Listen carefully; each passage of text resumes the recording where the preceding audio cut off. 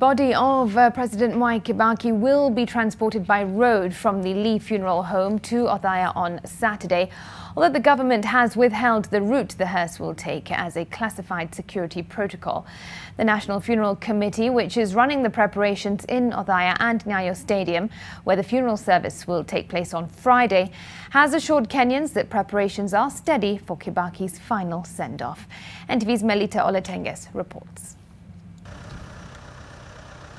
The Chief of Defence Forces, General Robert Kibochi, was at the Othaya-approved school grounds, where he inspected the ongoing preparations for the funeral of the late President Mwai Kibaki.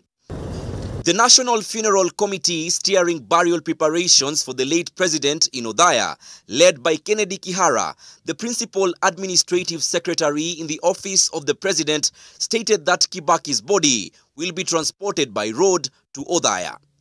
We want to come by road. Obviously, the route is a classified security matter, so we will not tell you the route. But unless there is any other change, as of today, the committee that I sit in has made arrangements to drive from Nairobi to here. Private contractors have been hired by the government to tarmac access roads to the venue, where workers are racing against time to complete the setup inside and outside of this tent that is expected to host 15,000 mourners.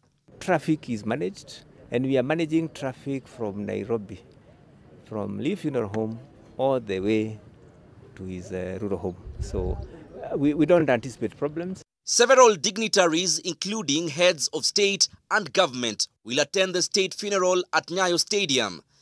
These include South Sudan's Salva Kiir, South Africa's Cyril Ramaphosa, Ethiopia's President Sahle Work Zewde, Rwandan Prime Minister Edward Ngirente, Vice Presidents from Tanzania, Zimbabwe and Uganda, and a former president from Malawi. Visiting heads of states and others will pay homage at Nyayo Stadium, and that will be the official state funeral service.